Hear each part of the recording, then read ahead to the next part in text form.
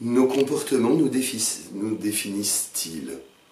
En fait, cette vidéo que je vous propose ici, elle est faite à la demande de l'une d'entre vous qui, il y a quelques mois, m'écrivait « Est-ce que se définir par des adjectifs comme si on était ça en permanence, est-ce que c'est pas réducteur ?» Voilà, donc j'ai choisi d'orienter la réponse à cette question autour de ce thème. Est-ce que nos comportements nous définissent? Alors, 3 idées. La première, c'est de répondre à cette question par l'affirmative. Oui, bien sûr, ils disent quelque chose de nous, nos comportements. Si je suis très régulièrement dans la maladresse, si je suis toujours en retard, si je suis en permanence souriant, ces comportements-là qui sont observables disent bien sûr quelque chose de notre personnalité, de qui nous sommes. J'aurais tendance à dire oui et non. Certes, ils nous définissent, mais ils ne sont qu'une partie de nous. Ils disent quelque chose de nous, mais ils ne sont qu'une partie de nous parce que nous sommes faits de sens, d'opinion, de croyances, de représentations. Nous sommes faits d'émotions, de sentiments, et nous sommes faits de comportements, d'actions. Mais quand à la lumière de cette idée-là, on comprend bien que le comportement, c'est une partie observable de nous-mêmes, mais que c'est une partie réductrice, que tout ne se limite pas aux comportements qui sont les nôtres. Et puis si je vais plus loin, je pourrais dire non, dans un certain nombre de situations, nos comportements, ces fameux adjectifs de mon interlocutrice, ne nous définissent que très imparfaitement. Alors, pourquoi ? Eh bien parce que la première chose, c'est que quand on observe quelqu'un ou quelque chose, voire quand on s'observe soi-même, il faut poser la question du contexte. Où est-ce que ça se passe? Dans quelles conditions? Dans quelles circonstances? À quel moment? Et je peux être, évidemment dans les comportements qui sont les miens, très différents au sein de ma famille, dans une activité professionnelle, avec un groupe d'amis, dans la rue, dans la foule. Autrement dit, la question du quand, du où, des circonstances joue pleinement. On peut se dire aussi que dans un certain nombre de comportements qu'on observe chez l'autre, eh bien, on n'a pas d'informations sur ce qui s'est passé avant, sur ce qu'on appelle classiquement l'enchaînement de la séquence des faits.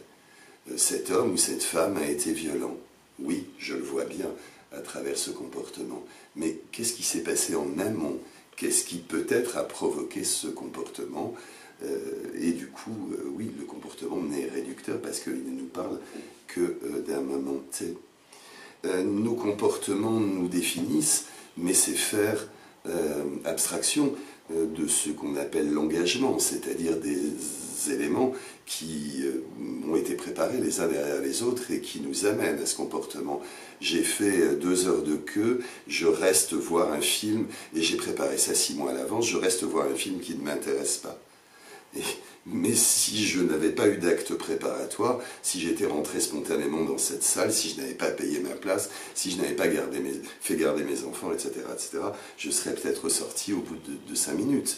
Ce comportement ici s'explique par tout ce qui l'a précédé, tout ce qui l'a permis. Non, ce comportement ne me définit pas parce que l'observateur ou l'observatrice est dans des biais cognitifs. Je vous renvoie à cette vidéo sur les biais cognitifs, erreur fondamentale, effet acteur-observateur, croyance en un monde juste, biais de négativité. Bref, nous n'analysons pas, nous ne voyons pas de façon tout à fait rationnelle l'ensemble des situations. Notre jugement sur le comportement de l'autre peut être largement subjectif du fait de nos propres groupes d'appartenance. Je regarde ce comportement masculin en tant que femme, je regarde ce comportement si étrange en tant que blanc, hétérosexuel, psychologue, enfin tout ça, évidemment, ça connote la façon d'observer un comportement. Enfin, personne n'est fait d'une pièce. Nous ne sommes pas faits d'une pièce. Derrière un comportement, à l'évidence, il y a une subjectivité de la personne, du sujet. Il y a une ambivalence quelquefois, nous hésitons entre 2 comportements. Les circonstances nous amènent ici, mais nous aurions pu aller là-bas. Le comportement peut être une façade dans un certain nombre de situations. Il y a un contexte, il y a des intentions que je ne connais pas. Derrière cet enfant maladroit qui fait tomber une assiette, il y a peut-être un enfant qui souhaite aider. Et l'intention est là pour le coup largement décalée avec le comportement observable.